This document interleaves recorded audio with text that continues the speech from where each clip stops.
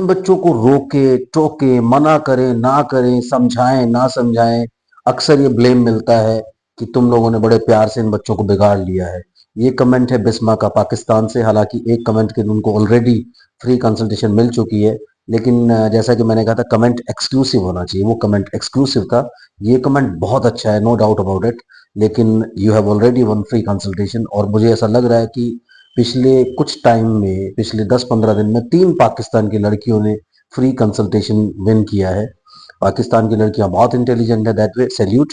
आगे बढ़ते हैं। सो इस कमेंट पे बात करेंगे। आप चैनल को सब्सक्राइब कीजिए, लाइक कीजिए, शेयर कीजिए, पूरी दुनिया में फैला दीजिए। मुझसे कंसल्ट करने के लिए 8168790299 डायल कर सकते हैं। +91 जरूर लगाएं अगर आप इंडिया के बाहर से कॉल कर रहे हैं। और अभी अगर आपके मन में भी कोई ऐसा कमेंट है जो लोगों को फायदा दे सकता है, क्योंकि ये चीज जो जिस कमेंट पे अभी बात करने वाले हैं वो डेफिनेटली आप सबको फायदा देगी, क्योंकि ये सबका क्वेश्चन होता है। लेकिन कमेंट सेक्शन में बिस्मा ने डाला है, तो चलिए बात करते हैं इस कमेंट के ऊपर। अगर आपको टॉपिक पसंद आ गया तो फटाफट से लाइक तो हिट कर दीजिए, क्योंकि यूजुअली जिस भी वीडियो में मैं नहीं बोलता आपको लाइक करने के लिए, आप आराम से वीडियो देख करके बाहर निकल जाते हैं, लाइक नहीं करते। लाइक करिए प्लीज। तो चलिए बात करते हैं बिस्मा के कमेंट पे। सबसे पहली बात, आप इन बच्चों को थोड़ा स्पेशल ट्रीटमेंट देना बिल्कुल बंद कर दीजिए। जैसे आप किसी भी नॉर्मल बच्चे को अपने डील करते हैं, बिल्कुल वैसे ही आप इनको डील करें। स्पेशली अगर आप एशियन कंट्रीज से हैं, अगर आप एशियन कंट्रीज के बाहर हैं, जैसे अगर आप यूरोपियन कंट्रीज में, यूएस में, कनाडा में, न्यूजीलैंड में, ऑस्ट्रेलिया में, सो ऐसे कंट्रीज में है, तो वहां पर आपको वहां के लॉ के हिसाब से तो चलना ही पड़ेगा। और फिर वहां पेरेंट्स इतना ज्यादा प्रेशर बच्चों पे वैसे ही नहीं डाल सकते हैं, इसलिए आपके लिए थोड़ी सी मजबूरी हो सकती है। लेकिन यहाँ पर आपको एक फिनोमिना है, यहाँ मैं आपको वैलिडेशन दे देता हूँ। एक फिनोमिना है साइकोलॉजी में, पनिशमेंट एंड री।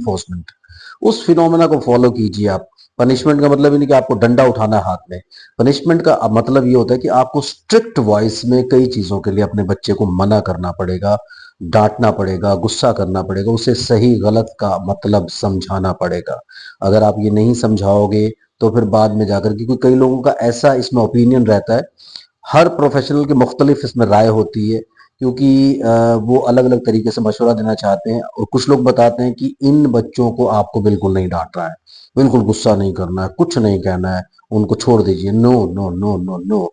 यहाँ पर थोड़ा सा जो है, जैसे मैंने बोला कि सबकी राय अलग अलग हो सकती है, लेकिन यहाँ आपको क्या करना है कि बच्चों को गलत काम के लिए जरूर एक बार के लिए बोलने की कोशिश करनी है। जो इग्नोर हो सकता है उसे आप इग्नोर कर सकते हैं। अब वो इलेक्ट्रिकल प्लग में उंगली देने की कोशिश कर रहा है, तो आप कैसे करेंगे?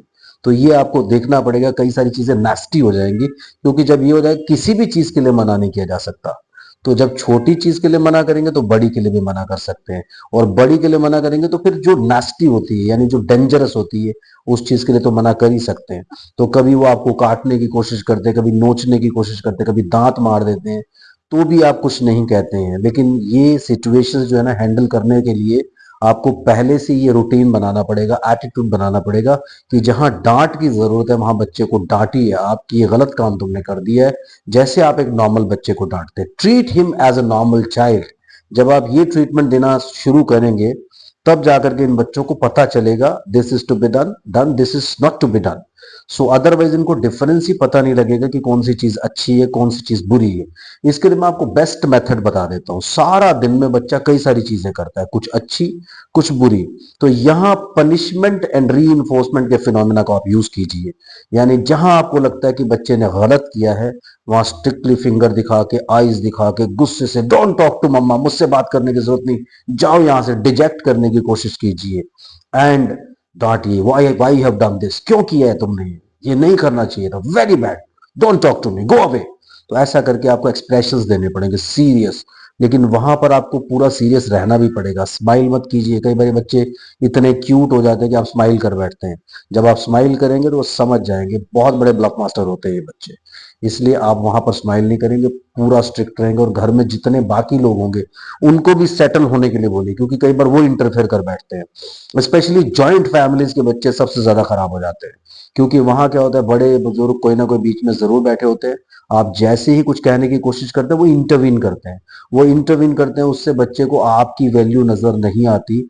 उन्हें लगता है कि हमें एक डिफेंस मैकेनिज्म मिल गया, या हमें एक सपोर्ट सिस्टम मिल गया है, कि अब वहां जाकर के हम लोग सेटल हो जाएंगे। उससे आपने जो इंप्रेशन अपने बच्चे पे डालने की कोशिश की, आपने जो उसे समझाने की कोशिश की, उसे ये समझ में आया इसका मतलब कि ये जो औरत हमारे ऊपर चिल्ला रही है बेवकूफ है, ये लोग मुझे बचाने वाले हैं, ये मेरे सेवियर्स हैं, इसलिए मेरे लिए ये लोग ज्यादा वैल्यू रखते हैं। तो फिर वो उन लोगों की तरफ ही जाने की कोशिश करेगा बार बार। उससे ये हो जाएगा कि वो आपकी तरफ आने की कोशिश, किसी भी डिसिप्लिनरी एक्ट में वो आपसे अवॉइड करना चाहेगा। इसलिए जब भी डिसिप्लिन स्टैब्लिश करते हैं, सबसे पहले सबको समझा करके रखिए घर में कि when I am handling this child, it is my right कि मैं इसको गुस्सा करूं, इसको प्यार से समझाऊं, इसको कुछ भी बोलूं, आप लोग उस वक्त एटलीस्ट बीच में इंटरफेयर नहीं करेंगे।